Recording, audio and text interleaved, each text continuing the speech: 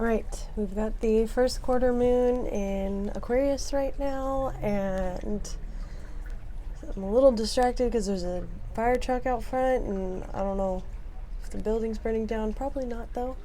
I don't hear any alarms. But anyways, we've got 3 cards for you today. I pulled this Sage Wisdom card, the Father of Swords, and the Cinnabar card. And so these 3 are pertaining to how we think about things, how we communicate things, and how we follow our heart and follow our guides to the pursuits that are going to be most fruitful for us in this current time. And it's interesting because a lot of the messages that I got here were the messages that I got just before when I was doing a little meditation with my spirits before doing this reading, and the message is clear, concise, and it came through in a multitude of ways for me. So, and then through these cards it's kind of reflected again, so hopefully this message is synchronized with you and what's going on with you, and hopefully it's helpful in some respect. So first of all, I want to talk about this specific kind of wisdom that we're talking about with the Sage card. So it's a green card, has to do with the heart chakra and how we are emotionally repelled by things or resonated to certain things. Our heart is really the telltale sign of what is good for us and what isn't good for us, and we have to be in tune with our heart in order to understand that. And there's a lot of things that can trample down our heart chakra or our actual heart that can slow us down from knowing what is best for us. But this card is calling into question how to understand your heart as a brain and how you have wisdom through that, through understanding this center of your body, this brain center, the electromagnetic center of your body, understanding that that has so much to tell you about what you want in life, what's good for you, what's not good for you, and how can you bring that knowledge to yourself. And then it's also a pale green, so we're talking crown chakra and heart chakra. So, jeez, madness outside. 16th emission, baby, wild. But anyways, it's we're speaking about your crown chakra and how you can bring that down into your heart chakra. How can you be guided by the spirits that are for your highest good, for our highest good, doing harm to no one? How can you allow that to guide your heart and to allow this journey that you're going on to be guided by the wisdom of things that have gone through all time and space to bring you into what is this physical body that you're in? You know, it's like, yes, I'm in a physical body. Yes, there's a lot of realities that I have to deal with because I'm here in this place, in this time, doing these things. But there's more. There's so much more. All of time is infinite. Everything that has happened will happen, so on and so forth. Time is a construct that doesn't actually exist. We just collectively agreed that it does for now. And so in this, we're wondering, how can we embody the wisdom of what is going to lead us to something hopefully better than the decay that's happening around us currently? And so this is really asking us to just tap into our heart center and to tap into our spirit guidance. And for me, I had a spiral upward and then a spiral downward in like just so many aspects of my life recently, and I realized that a lot of that is also synchronized with the fact that I was getting on a consistent meditation tip, and then I fell off, and then I just stopped for a while. And I can always notice when I'm not doing the things that are good for me, like my daily smoothies or meditating every day or journaling or whatever. If I fall off on certain things, I can really feel the effect. And that's what happens when you start to get a little bit more in tune with your body, a little bit more in tune with what's good and right for you. And so I'm learning to not beat myself up for falling off on those things, but to encourage myself by witnessing that it doesn't feel good to not do them, to encourage myself to do it more. And so I hope that is something that you could encourage yourself to do, because I have a feeling you know exactly what's right for you and what's not right for you. And you know when you're doing something that doesn't feel good, yet you keep doing it, or you're forgetting to do something that does feel good and you keep not doing it. And you can, as you attune yourself more to the heart, you'll be able to understand like the differences in those feelings and hopefully be incentivized to choose better for yourself. That's the aim. But we have the Father of Swords, so it's an air element card, how we think about things, but also so it's active masculine because it's a father card, so we're talking ascended active masculine type of card. And so in the concept of how we think about things, how we strategize things, and how we communicate them. And I've been running into this because I'm a mixture of I say what I want when I want to say it and nobody can tell me nothing, and also I want to be tactful, I want to be a conduit for good and for sharing and for communicating. And if I am just steamrolling all the time, then I do not make myself available to do those things. And so this card is speaking to having a tactful understanding of speaking your mind, saying what you need to say, not being afraid of confrontation, because it's not about confrontation. It's about I'm saying what needs to be said and I'm willing to hear what needs to be said back to me. And this creates a cohesiveness and a trust between people that ultimately helps us transcend colonization, capitalism, all of these terrible things that are like isms that are put on top of us.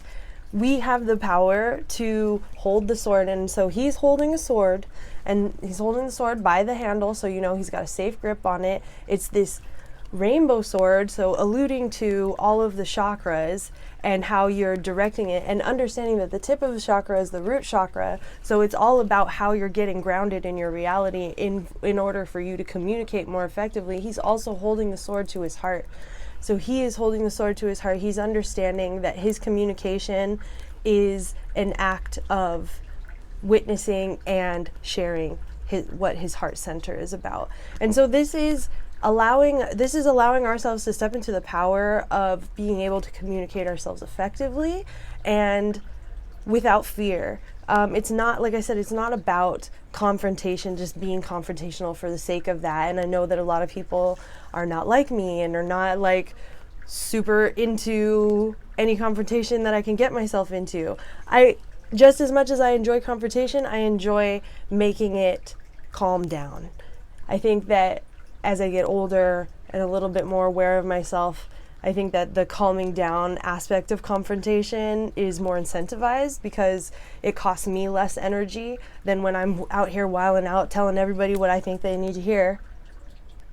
Conserve your energy, know how to be tactful, know how to do things when it is necessary to do them, and how to conserve your energy when it's not necessary to be expending it all over the place. That's what the Father of Swords understands to do. To hold the sword to your heart and to be guided by your foundation to know when you should be expelling energy versus not. And this last card, the Cinnabar card. So this is a really interesting stone. It's often referred to as the merchant stone. And so it is like this mixture of stilbite, quartz, and there's mercury in it. And so the stilbite is this stone that is said to bring prosperity and what else did it say? Stilbite brings supportive prosperity energy like that. The quartz is an amplifying energy, so it's like when you're in the mode of manifestation and you speak what it is that you want, that's you putting it out to the universe, and that's how the universe knows to give it back to you. And that's why I'm constantly pushing for knowing what you want and speaking it into existence. Now, again, I don't always do this for myself. I am so much better at telling other people to do it than practicing it myself. But when I do practice it, it works. And so that should be noted. And the more that I can remind myself that it works and the more that I can actually do it, the better off I'll be, and hopefully I'll be able to relay that to you, and the better off you'll be. But this card, and then the Mercury aspect of it, that dangerous aspect, it's this tool. Mercury is used in lots of things, but it is a dangerous thing for us. It can kill us. And so this stone is not to be trifled with. It's not to be held in your hand constantly. You want to keep it in a protective bag, because Mercury can be really dangerous to you. It can seep in your skin. And this speaks to this aspect of the accumulation of prosperity without any bounds around it. When you are in the capitalist model of profit over everything, infinite growth forever, you're not thinking about boundaries. You're not thinking about how your actions and your thoughts have a reflection and how they affect others and other things and other environments, all of the above. And so this card is really speaking to, yes, speak into existence what it is that you want and go for it. Put the energy and time into it, but also be wary of infinite growth and infinite profits, because in infinite profits, you become more and more egocentric, more power hungry, and less driven by the highest good of all, more driven by your accumulation of power. And so this card really wants to like uplift us, to give us the prosperity that we want, to give us the hope and the ideas that we could have the things that we want, but it wants us to think with boundaries of not overextending ourselves or overextending our asks in a time when population is booming, resources are dwindling, the land has been stolen from just about every indigenous population everywhere. We have to get into a mindset of reciprocity instead of just accumulation of wealth and power at all costs. We have to step outside of supremacy mindsets and move into mutual aid, because really that's all that's going to save us at this point. Otherwise, we're on our way to turning our planet into Mars, and then some people will go to Mars and try to repopulate that or colonize that or whatever, and no thank you. I just want to stay here. I just want to, be able to go out to a spa once in a while, to sit in a sauna and sweat it out once in a while, to eat healthy food, to take care of myself, to water my plants, to have the water to water my plants. I just some little basic things. And you know what? I want those basic things for everybody, and I want there to be more equality and how we can work together in emergent strategies to build a collective reality that is just better and more cohesive for life. So I hope that these are helpful, that you follow your heart, that you communicate tactfully and responsibly, and that you are responsible about your accumulation of power as you put more energy into the creative pursuits that you want to be putting out there in the world. Because Cinnabar is really asking you to allow your creativity to flow, to show what you have to offer, to amplify your arts and your passions and your creations and how you can share with the world. So all of these things working together are meant to help us be grounded in this reality and in this time. So thank you.